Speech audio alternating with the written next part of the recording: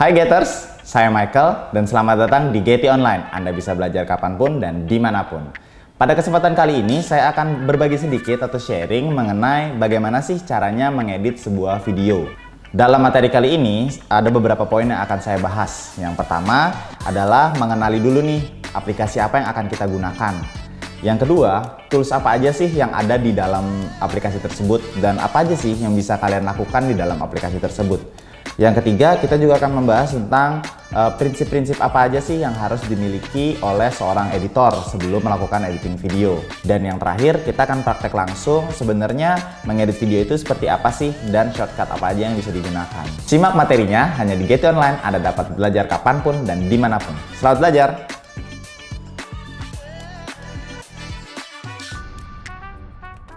Kita akan masuk ke materi yang pertama nih. Saya akan mengenalkan aplikasi apa sih yang biasanya digunakan oleh editor.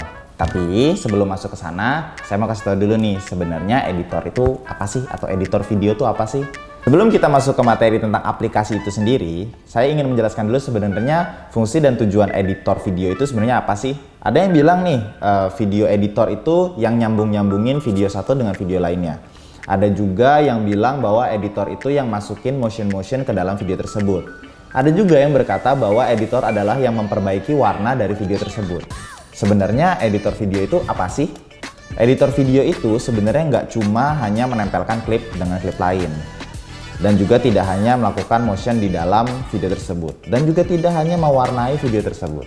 Tetapi lebih dari itu, editor video sekarang berfungsi untuk menciptakan sebuah karya. Saya bisa katakan karya. Kenapa? Karena apa yang dihasilkan dari editor itu juga merupakan hasil seni yang dapat dinikmati oleh banyak orang.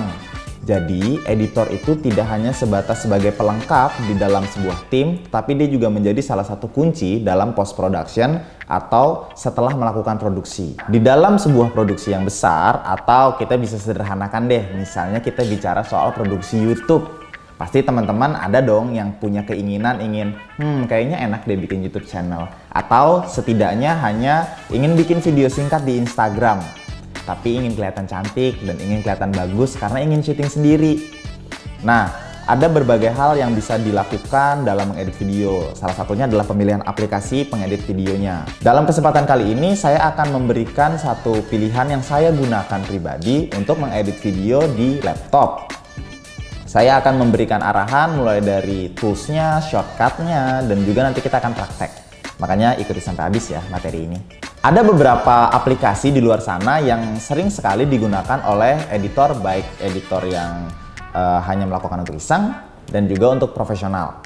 Nah, saya pribadi sudah memiliki satu editing tools yang menurut saya sangat cocok dengan saya dan memenuhi fungsi saya sebagai seorang editor. Setiap aplikasi memiliki kelebihan dan kekurangannya masing-masing. Bagaimana kalian sebagai editor atau user di sini bisa memanfaatkan aplikasi tersebut semaksimal mungkin. Dan kenyamanan menjadi salah satu kunci aplikasi apa yang akan kalian pilih. Aplikasi yang pertama adalah Sony Vegas Pro. Ini awalnya juga saya gunakan untuk belajar video editing. Dan sangat kompatibel untuk teman-teman yang baru mulai belajar karena memiliki akses yang bisa dikatakan cukup mudah.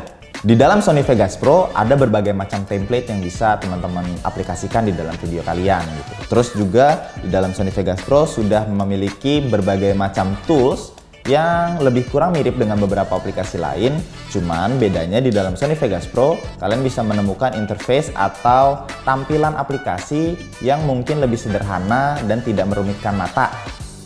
Nah, hal tersebut juga jadi penting banget untuk teman-teman yang baru mulai untuk melihat sebenarnya penampilan aplikasi itu mudah dimengerti atau tidak. Jadi, menurut saya, Sony Vegas Pro sudah berhasil menyajikan sebuah tampilan aplikasi yang bisa dikatakan user-friendly atau mudah dipahami oleh usernya. Aplikasi kedua adalah Corel Video Studio. Nah, dari namanya saja sudah pasti ya untuk edit video di dalam studio. Nah, untuk Corel Video Studio ini sebenarnya dikeluarkan oleh salah satu vendor aplikasi yang memang sudah terkenal. Ya, itu adalah Corel. Corel biasanya sangat identik dengan aplikasi menggambar atau aplikasi desain yang notabene juga sudah merupakan aplikasi profesional. Tetapi di sini dia juga mengeluarkan yang namanya Corel Video Studio. Fungsinya adalah untuk mengedit video, tetapi dalam hal ini kembali lagi Corel merupakan salah satu perusahaan besar yang sangat dikenal oleh aplikasi desainnya. Jadi, aplikasi Corel Video Studio ini mungkin terlihat seperti aplikasi yang kurang bisa diotak-atik menurut saya. Tapi, ada beberapa template juga yang dapat digunakan di dalam aplikasi tersebut yang sudah disediakan oleh Corel itu sendiri. Nah, teman-teman bisa memanfaatkan kreativitas teman-teman dalam mengedit video menggunakan template-template yang sudah disediakan. Secara interface, mungkin saya bisa kasih angka 6-7. Kenapa? Karena aplikasi ini memang mudah dipahami, tetapi memberikan option-option yang mungkin lebih terbatas daripada aplikasi-aplikasi lain, seperti salah satunya tadi Sony Vegas Pro. Mulai dari transisi, template video, dan juga placement video baik layer per layer, itu sudah tertata dengan baik sebenarnya teman-teman. Cuman memang ada beberapa hal yang membuat saya tidak menggunakan aplikasi ini. Tapi bagi teman-teman yang nyaman menggunakan aplikasi ini, coba deh, pasti bisa menghasilkan video yang bagus juga. Kita lanjut ke aplikasi ketiga.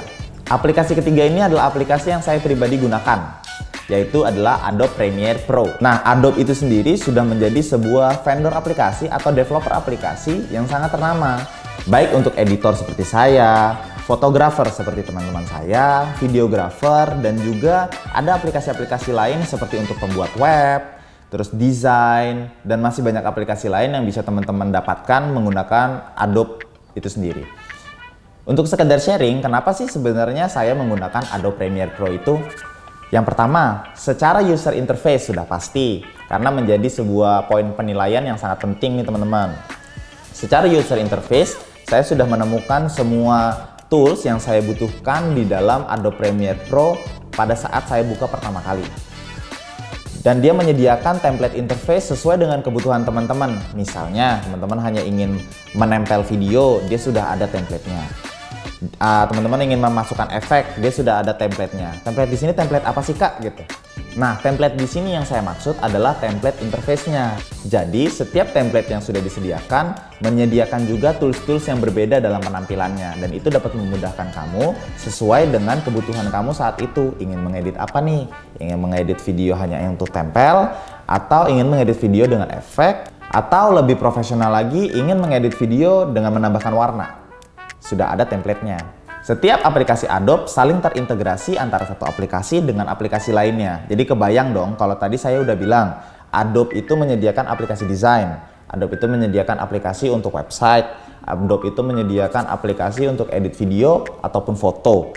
Nah, bayangkan kalau teman-teman melakukan sebuah produksi dan aplikasi itu terintegrasi semua. Jadi mulai dari aset mentah seperti foto, seperti video, sudah ada tempat editnya. Terus teman-teman bisa melakukan layout desain untuk video teman-teman sendiri.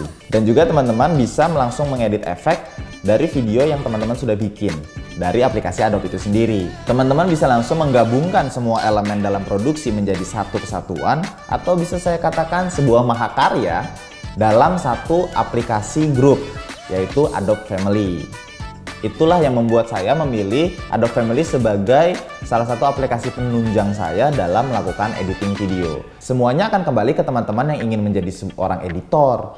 Kenyamanannya yang harus diperhatikan. Yang kedua, user interface-nya. Yang ketiga, fungsinya.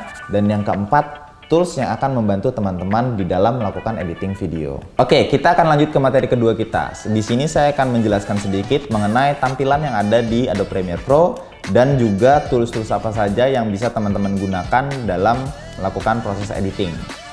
Tentu saja, tools-tools ini membantu teman-teman untuk mengedit secara efektif dan efisien ya. Yang pertama, secara penampilan. Seperti yang sudah saya katakan nih sebelumnya. Di sini saya sudah memiliki template-template editing sesuai dengan kebutuhan saya. Saya memiliki assembly, editing, color, effect, audio, graphic, and libraries. Nah, saya mulai dari yang pertama. Di dalam template assembly, teman-teman bisa melihat ada 3 box besar nih yang bisa langsung teman-teman masukin video dan juga preview dan juga edit. Di box pertama yang ada di paling kiri, teman-teman bisa mengimport data atau memasukkan video teman-teman ke dalam template tersebut hanya dengan drag drop filenya. Yang kedua, di box kedua di pojok kanan atas, box yang paling besar yang ada di sana adalah untuk preview, dan di bawahnya ada box sequence atau timeline di mana teman-teman akan melihat video A akan ditempel dengan video B. Nanti kita akan praktekkan. Dalam template ini akan mempermudah teman-teman dalam melakukan cut to cut video. Jadi untuk teman-teman yang hanya ingin melakukan cut to cut video, teman-teman bisa menggunakan template assembly ini untuk melakukan cut to cut tersebut. Box kedua adalah box yang di atasnya atau di pojok kiri atas adalah tempat teman-teman bisa preview kira-kira video mana yang akan masuk dan bagian mana yang akan masuk. Box yang paling panjang dan paling besar atau di sebelah kanan atas adalah box di mana teman-teman akan melihat hasil jadinya akan seperti apa sih. Dan box terakhir adalah box timelines atau sequence yang akan memperlihatkan ada beberapa video yang sudah teman-teman gabung dan previewnya akan seperti apa. Ini adalah merupakan template yang sering banget saya gunakan sebagai professional editor. Kenapa? Karena di dalam template ini sudah tersedia nih semua yang ingin saya lihat di dalam mengedit video. Baik previewnya, lalu hasil jadinya seperti apa, lalu sequence saya, dan file yang saya masih miliki di dalam libraries untuk saya masukkan kembali ke dalam sequence. Template ketiga adalah template color. Nah, template color ini mirip dengan template editing, tetapi ada satu box tambahan di sebelah kanan, yaitu box color. Apa fungsinya? Fungsinya tentu saja untuk mewarnai sebuah klip. Seperti yang sudah saya katakan di awal, salah satu fungsi editor adalah untuk mewarnai sebuah gambar atau sebuah video di sini, supaya dari awal hingga akhir Anda dapat menemukan kesamaan atau kemiripan warna yang digunakan dalam menentukan sebuah situasi atau menentukan sebuah adegan yang menarik atau juga memperlihatkan sebuah keindahan klip. Nah, ini penting banget teman-teman untuk menyediakan kolom khusus atau box khusus untuk mewarnai klip kalian. Yang berikutnya adalah template effect. Di sini kelihatannya mirip, tapi ada satu hal yang berbeda. Kalau di template color tadi kalian bisa melihat bahwa ada kolom color yang tersedia khusus untuk mengedit warna. Di kolom effect, template color tersebut berganti menjadi sebuah template effect. Tentu saja fungsinya adalah untuk menambahkan efek-efek tertentu yang teman-teman butuhkan seperti transisi antara satu klip dengan klip berikutnya, atau ingin memasukkan efek audio, atau juga ingin memasukkan efek-efek warna. Di sana teman-teman bisa langsung memasukkan efek yang sudah ada di Adobe Premiere Pro ke dalam video yang sudah kalian edit atau baru mau kalian edit. Biasanya sebagai editor saya menggunakan template efek ini sebagai sentuhan akhir dalam video karena memasukkan efek merupakan hal terakhir yang biasa saya lakukan setelah melakukan editing cut to cut dan juga melakukan pewarnaan pada gambar yang sudah saya edit. Kita lanjut ke template berikutnya, yaitu template audio. Di sini saya cukup jarang menggunakannya karena biasanya audio sudah disetting oleh teman-teman saya dari Audioman. Dalam template audio ini teman-teman bisa melihat ada sedikit perbedaan dengan template-template lainnya. Ada 5 box yang ada di dalam sebuah template ini. Yang pertama, box paling kiri dan paling panjang adalah box di mana teman-teman dapat menemukan klip-klip apa saja yang masih ada di library, sama seperti template-template lainnya. 2 box yang ada di tengah adalah untuk preview hasil sebelum dan hasil sesudah diedit. Di bawahnya ada template untuk timeline atau sequence yang sudah saya jelaskan tadi, yaitu untuk melihat klip apa saja yang sudah teman-teman tempel di dalam sebuah kesatuan video. Nah, yang membedakan adalah box yang paling kanan, di mana box paling kanan ini fungsinya khusus untuk mengedit sebuah audio, memberikan efek pada audio tersebut. Nah, untuk teman-teman yang biasa syuting di tempat keramaian, nah disinilah teman-teman dapat mengedit video supaya audionya terdengar lebih bersih atau lebih jelas. Template terakhir yang disediakan adalah template grafik. Template grafik ini menyediakan satu box khusus di sebelah kanan untuk memberikan grafik-grafik yang sudah ada di dalam aplikasi. Misalnya, teman-teman ingin memasukkan title video, ingin memasukkan judul video, atau ingin memasukkan kredit video. Adobe Premiere Pro telah menyediakan berbagai kemudahan untuk memberikan grafik tersebut atau elemen tersebut ke dalam video tanpa teman-teman harus bikin lagi rolling credits yang ada di belakang video biasanya. Sekarang saya sudah berada di salah satu template editing. Nah, di sini kalian bisa melihat ada satu tools panjang atau toolbar panjang yang menyediakan beberapa option, mulai dari untuk memindahkan, memotong, memajukan atau memundurkan klip. Ayo kita bedah satu-satu sebenarnya apa sih fungsi tools-tools tersebut. Yang pertama dan yang paling atas bentuknya mirip sekali dengan cursor, mungkin juga bisa saya sebut juga cursor kali ya. Yang pertama ini merupakan selecting tools, artinya tools ini atau cursor ini digunakan untuk memilih sebenarnya Anda ingin menuju ke klip yang mana, atau efek yang mana, atau warna yang mana. Nah, biasanya tools ini saya gunakan untuk memindahkan klip, memasukkan atau mengeluarkan klip, dan juga memilih kira-kira harus ada di timecode mana ya saya edit nih. Kita lanjut ke tools kedua. Di sini ada track select forward. Artinya tools ini memudahkan kita untuk memajukan atau memundurkan sebuah klip tanpa harus meniban klip lainnya. Jadi misalnya ada klip A dan klip B. Ketika kita geser klip A-nya, klip B itu belum tentu akan tergeser. Maka dengan tools ini, klip B akan otomatis tergeser mengikuti kemana klip A akan kita geser. Seperti itulah kira-kira. Nanti kita akan langsung praktek, makanya nonton sampai habis. Yang ketiga, ada di sini yang namanya ripple edit. Artinya untuk memisahkan nih antara bagian yang Anda ingin gunakan dengan bagian yang Anda tidak ingin gunakan. Atau memisahkan ketika teman-teman ingin memasukkan satu klip di tengah-tengah antara dua klip lainnya. Misalnya contohnya sering banget nih, saya ketinggalan memasukkan satu adegan. Nah, tools ini berfungsi untuk meletakkan klip tersebut berada di tengah-tengah antara dua klip tanpa merusak susunan yang sudah teman-teman bikin. Yang berikutnya ada razor tools. Bentuknya saja sudah seperti cutter ya teman-teman. Jadi fungsinya adalah untuk memotong klip. Sebenarnya teman-teman bisa langsung memotong klip atau bagian yang teman-teman ingin masukkan ke dalam sequence di dalam satu box yang bernama preview box. Nah, tapi biasanya ada tuh miss-miss sedikit atau keinginan untuk memajukan atau memundurkan klip. Nah, razor tools ini fungsinya adalah untuk memotong klip-klip yang ternyata ketinggalan saat preview tersebut. Yang berikutnya adalah hand tool. Hand tool ini banyak saya gunakan ketika saya ingin melihat detail-detail yang ada di dalam video. Yang terakhir dan merupakan favorit saya adalah type tool, di mana di sini saya bisa mengetik kebutuhan-kebutuhan seperti highlight dari video dan juga kebutuhan saya untuk memberikan nama pada narasumber dan juga pada host. Penting banget kan? Sebelum kita memulai mengedit, ada baiknya kita langsung memperhatikan prinsip-prinsip apa saja yang harus teman-teman miliki sebelum kita memulai praktek mengedit kita. Simak ya. Kita masuk ke materi ketiga nih teman-teman. Sekiranya prinsip-prinsip apa aja sih yang harus teman-teman perhatikan sebelum kita memulai mengedit video? Yang pertama, itu adalah motivasi. Teman-teman harus memiliki motivasi yang kuat dalam melakukan editing video. Karena apa? Karena mengedit video itu memerlukan sebuah konsistensi dan konsentrasi yang sangat-sangat tinggi. Jadi teman-teman harus memiliki dulu nih motivasi yang kuat dalam mengedit video tersebut. Excitement itu sangat penting teman-teman dalam melakukan editing video. Jadi ketika teman-teman melihat dari satu klip ke klip lainnya, teman-teman mungkin bisa berandai-andai, nanti hasil jadinya akan sangat keren. Atau teman-teman bisa melihat bahwa nanti teman-teman saya akan memuji saya dengan hasil yang sangat menarik. Itu mungkin bisa menjadi salah satu motivasi teman-teman dalam mengedit video. Karena ibaratnya saya sebagai seorang editor harus niat banget nih untuk mengedit video supaya baik mood ataupun tujuan dari video tersebut bisa tersampaikan kepada audiensnya. Yang kedua adalah pengetahuan atau informasi mengenai video tersebut. Mungkin kadang-kadang teman-teman akan mengedit video khusus untuk diri teman-teman sendiri. Misalnya bagi teman-teman yang ingin memulai YouTube-nya pribadi. Tapi juga ada teman-teman yang memulai mengedit video untuk kebutuhan lain seperti misalnya pernikahan atau juga untuk ulang tahun mungkin. Nah, teman-teman harus mengumpulkan informasi sebanyak mungkin mengenai apa yang akan teman-teman sampaikan di dalam video tersebut.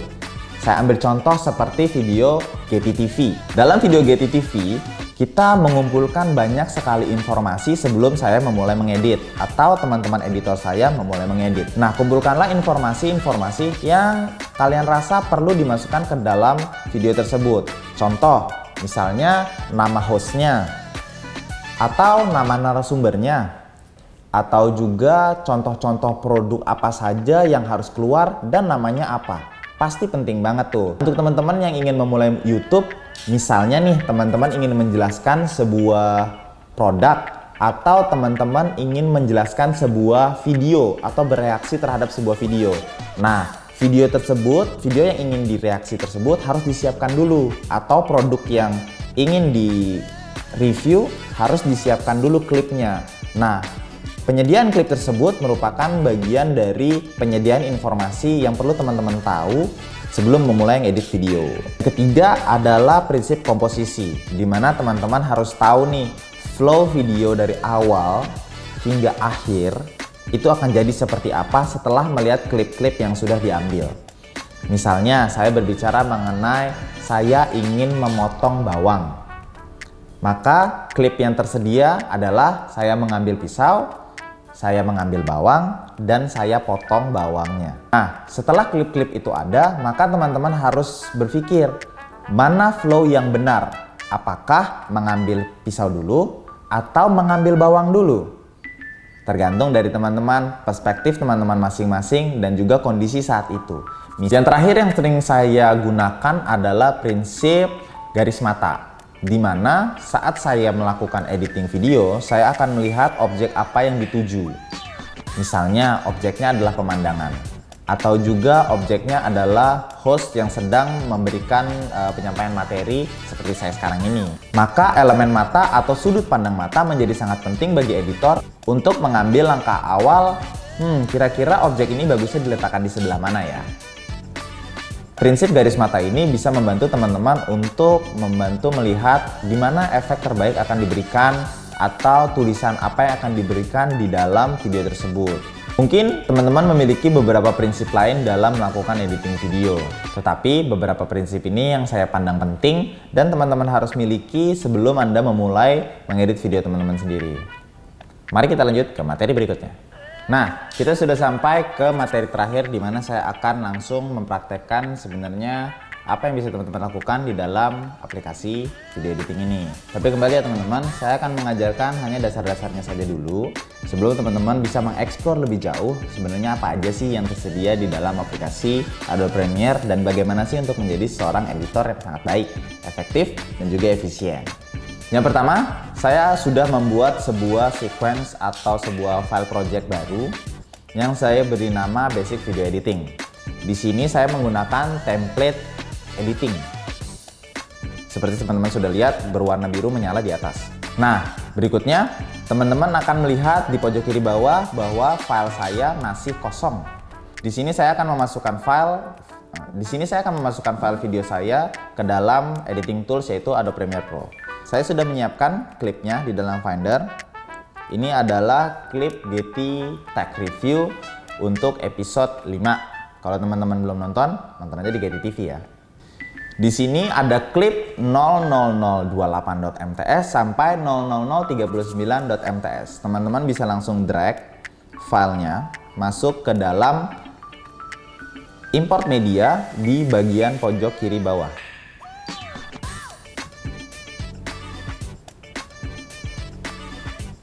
Oke, teman-teman bisa langsung melihat tampilan sedang mengimport data ke dalam Adobe Premiere Pro.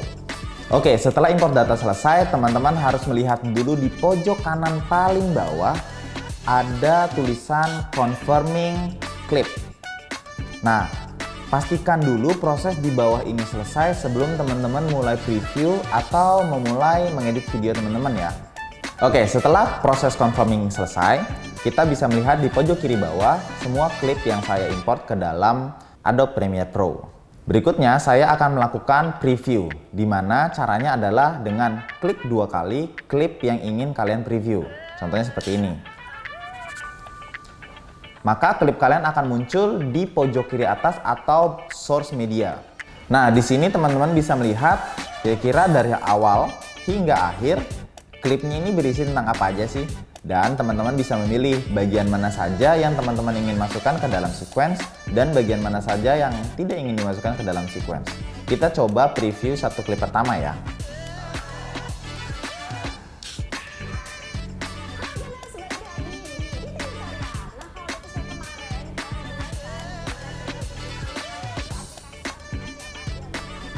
Nah, teman-teman bisa lihat kan, di awal teman-teman bisa mendengar apa yang produser saya katakan, action, dan kemudian berlanjut ke host yang sedang berbicara dan berakhir pada sebuah kesalahan di mana host melupakan sebuah elemen penting atau informasi yang harus disampaikan kepada audiensnya.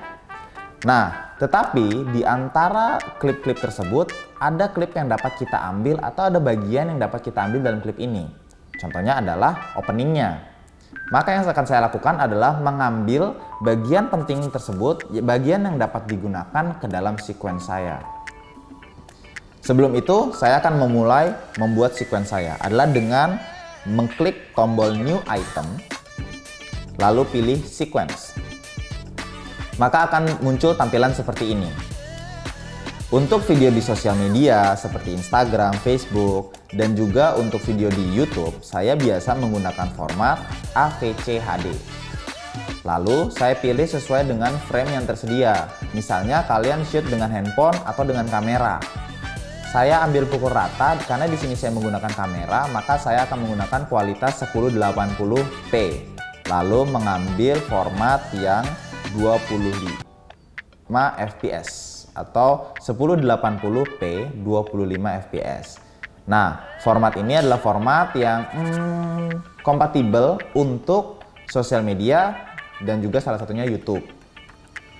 Jangan lupa memberi nama sequence kalian di bawah atau sequence name. Seperti di sini saya tulis Getty Tech Review episode 5. Lalu klik OK. Setelah sequence-nya terbentuk, maka tampilan sequence yang ada di kanan bawah atau yang paling panjang akan berubah menjadi seperti ini. Ada layer-layernya dan juga ada tombol-tombol biru atau tombol-tombol active layernya. Saya akan menjelaskan sedikit. Di sini Anda bisa melihat 3 track di atas dan beberapa track di bawah. Track di atas adalah track video, jadi tempat teman-teman meletakkan videonya. Dan track di bawah adalah track audio, di mana teman-teman meletakkan audionya. Atau bila seperti videonya seperti ini, ya sudah tertempel bersamaan.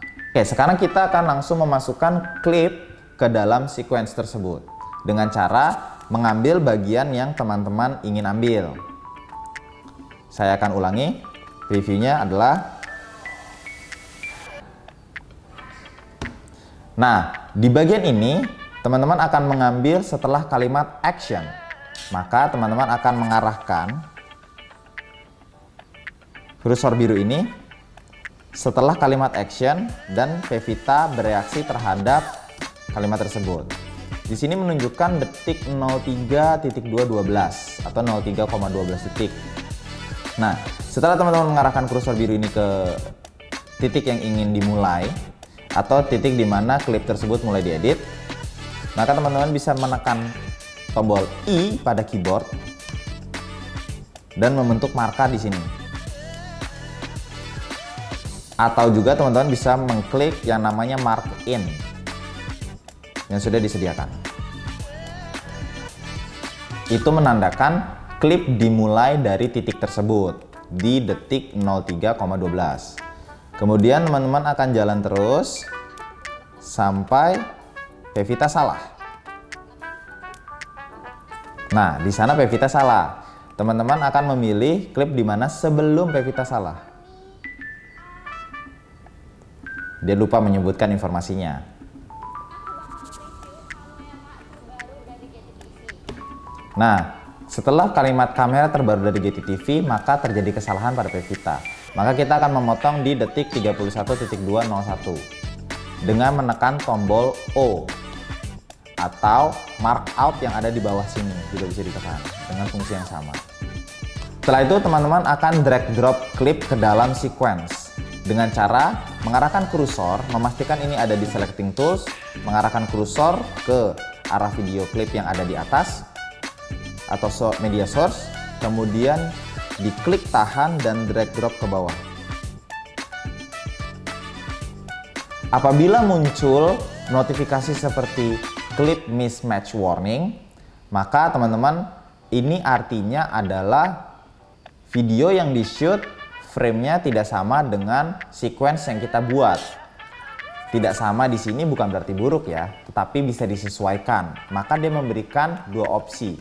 Yang pertama adalah change sequence setting atau keep existing setting. Ketika teman-teman memilih change sequence setting, maka yang terjadi adalah sequence-nya akan berubah mengikuti video originalnya. Tetapi ketika teman-teman memilih keep existing setting, maka teman-teman akan mempertahankan settingan yang sudah di awal kita buat di dalam sequence-nya dan menyesuaikan klip tersebut dengan settingan yang sudah kita buat. Maka dalam kondisi ini saya akan menyesuaikan klipnya dengan kondisi yang saya buat. Maka saya melakukan keep existing setting. Klip sudah masuk ke dalam video, maka dia akan memulai setelah kalimat action, seperti yang sudah saya rencanakan. Dan dia akan berhenti sebelum kalimatnya salah. See, itulah yang akan dilakukan. Lalu, saya akan sambung dengan kalimat berikutnya yang ada di klip sama.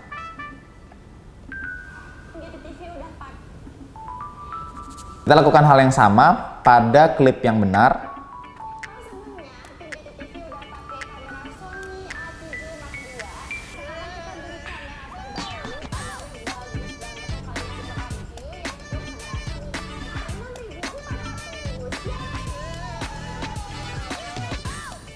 Nah, dan berhenti setelah Pevita berbicara yay.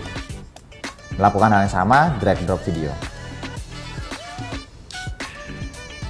Maka pada ending video teman-teman bisa melihat bahwa video ini sudah tersambung. Lihat, sudah tersambung. Ini hal yang sederhana yang bisa kalian lakukan dalam cut to cut atau memilih gambar yang tepat bagi video Anda. Nah, apa yang terjadi apabila teman-teman melihat bahwa klip ini masih utuh? Teman-teman bisa menggunakan Razor Tools untuk memotong klip pada tempat yang sudah kalian tandai. Contohnya seperti ini. Klik Razor Tools-nya, pastikan markas sudah ada di tempat yang tepat. Di sana, mungkin mundur sedikit. Lalu, pastikan kursor Anda sudah berubah menjadi Razor Tools dan klik. Maka klip Anda sudah terpisah antara satu klip yang pertama dengan klip yang kedua. Maka yang ini tinggal tekan delete untuk menghapusnya. Nah, teman-teman, begitu caranya untuk mengedit cut to cut-nya. Berikutnya, saya akan menjelaskan sedikit mengenai bisa nggak sih kalau klip hanya masuk audionya saja? Tentu saja bisa, teman-teman. Di dalam media source, teman-teman bisa melihat ada dua gambar. Yang pertama adalah drag video only dan drag audio only. Dimana kalau drag video only akan memasukkan videonya saja tanpa suara. Lihat, tidak ada suaranya. Dan juga hal yang sama terjadi ketika teman-teman memasukkan drag audio only. Tanpa ada gambarnya, hanya audionya saja. Nah, teknik ini bisa teman-teman gunakan untuk misalnya saat teman-teman ingin memasukkan voice over atau memberikan keterangan dalam bentuk suara ke dalam sebuah klip.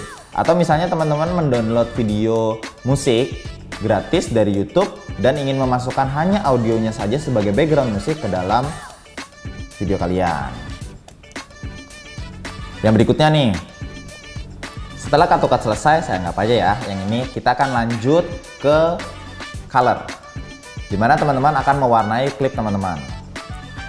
Yang pertama dilakukan adalah teman-teman harus memilih klip mana dulu yang ingin diwarnai. Yang pertama adalah, tentu saja klip pertama, dimana Pevita sedang menunjuk nih posisinya. Di sebelah kanan, teman-teman bisa melihat bahwa ada kolom khusus untuk mewarnai gambar, atau di sini disebut juga lumetri color. Nah, fungsinya sebenarnya sederhana untuk mewarnai gambar, misalnya kegelapan yang bisa dibikin terang, atau mungkin warna-warna yang ingin ditonjolkan seperti di klip ini adalah warna merah misalnya. Saya akan mulai dari kolom pertama, basic correction. Di sini teman-teman bisa mengatur temperaturnya, lalu mengatur tintnya, juga keterangannya, kontras, highlight, shadow, white, black, dan teman-teman harus banget eksperimen di sini. Kenapa saya bilang harus banget eksperimen? Karena kesesuaian klip satu dengan klip lainnya sangatlah berbeda. Teman-teman belum tentu dapat mengikuti settingan yang saya bikin dan juga memiliki ketertarikan sendiri kira-kira kayaknya bagusan kontrasnya tinggi atau bagusan kontrasnya rendah. Misalnya seperti itu. Di sini saya akan menyeting sedikit ya.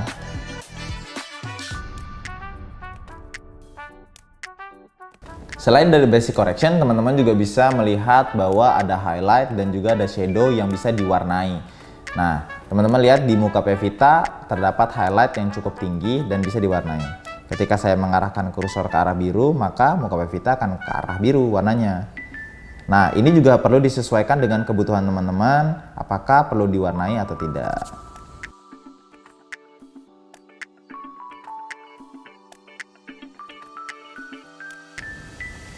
Nah, dalam melakukan pewarnaan ini biasanya saya akan mengambil objek manusia atau biasa kita sebut sebagai skin tone color sebagai acuan warna saya, di mana saya akan mengembalikan warna kulit Pevita dari yang di kamera menjadi warna kulit aslinya yang lebih, atau bisa kita percantik dengan warna yang lebih putih atau lebih terang gitu.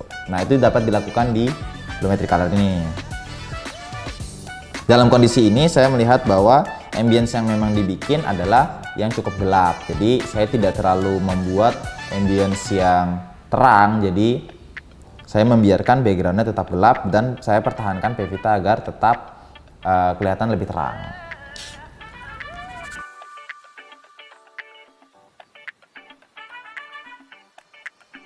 Nah, setelah melakukan editing warna, teman-teman dapat melihat perbedaannya antara klip 1 dengan klip yang belum saya edit warnanya.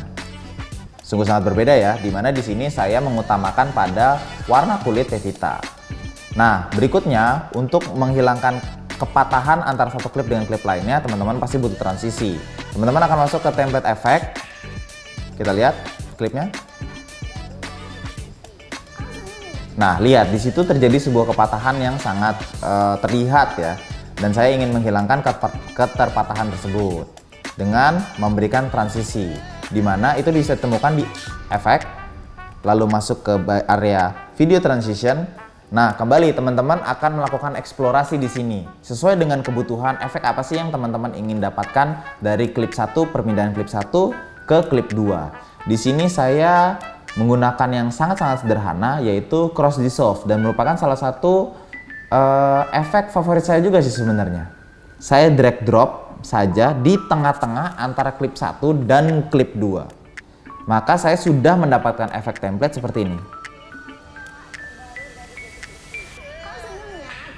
Lihat ya, ada perubahan bayangan di tengah-tengah antara klip 1 berpindah ke klip 2. Nah, efek-efek seperti inilah yang bisa teman-teman gunakan ketika melakukan transisi perpindahan dari suatu tempat ke tempat lainnya.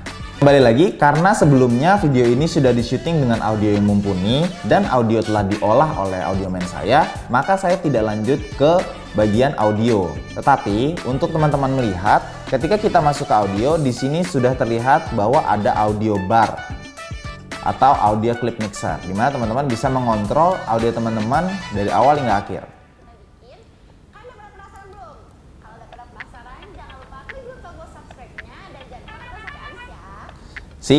Dalam sini teman-teman bisa melihat pergerakan audionya apakah melebihi atau mengurangi di dalam editing video kalian. Kalau dirasa kelebihan, teman-teman dapat melakukan drag di bagian volume di sini ke bawah atau ke atas. Karena audio saya sudah clear, maka saya tetap melakukan atau tetap meletakkan audio saya di angka 0. Kita lanjut ke elemen grafik. Di dalam video ini saya ingin meletakkan sebuah template nama. Maka di sini ada tulisannya nih, basic lower third, yang artinya adalah template untuk meletakkan keterangan nama atau jabatan. Cara pengaplikasiannya juga mudah, adalah dengan mengklik yang sudah kalian pilih dan kalian butuhkan, lalu drag drop ke dalam sequence.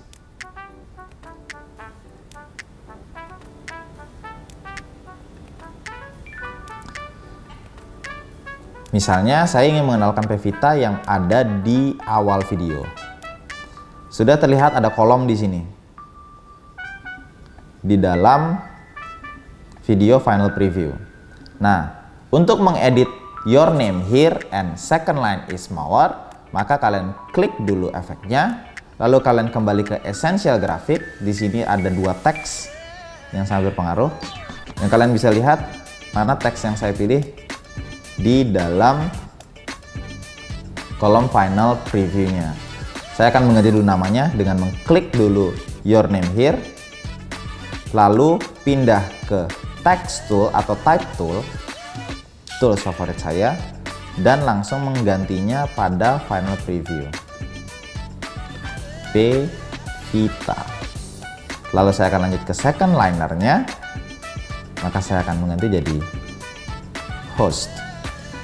Di sini terdapat banyak sekali option yang bisa teman-teman lihat. Fungsinya adalah untuk mengganti font, membesarkan atau mengecilkan font, Seperti itu teman-teman.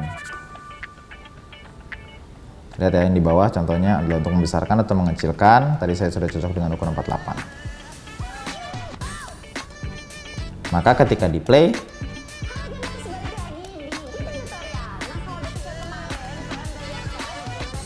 seperti itu teman-teman, untuk menambahkan teks. Atau juga type tools ini bisa langsung diklik di file preview untuk memberikan judul.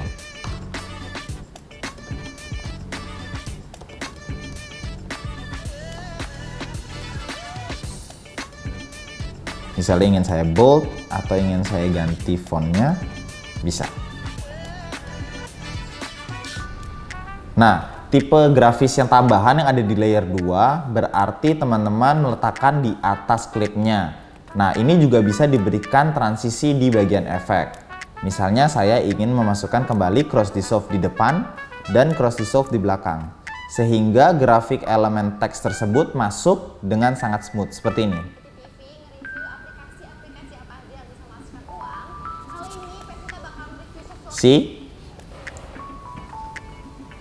Jangan lihat dulu, udah 30 menit dong. Nanti dia cut off lagi.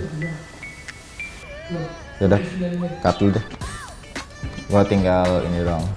Nah, dari beberapa tips atau beberapa hal yang sudah kita lakukan tadi, teman-teman tinggal melakukan pengulangan dan juga memberikan eksplorasi lebih terhadap template-template yang sudah disediakan di sini. Baik efeknya, lalu penyetingan warnanya yang sesuai dengan apa yang teman-teman butuhkan dalam hasil video berikutnya. Oke, untuk praktek editing video memang kira-kira harus dilakukan sendiri juga ya teman-teman ya. Jadi teman-teman bisa mengeksplor lebih banyak sesuai dengan klip yang sudah teman-teman sediakan.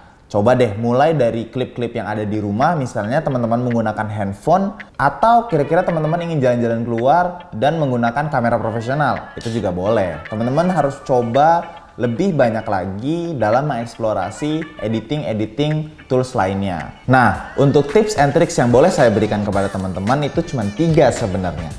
Yang pertama, manfaatkan betul-betul klip yang ada di dalam memory card kalian.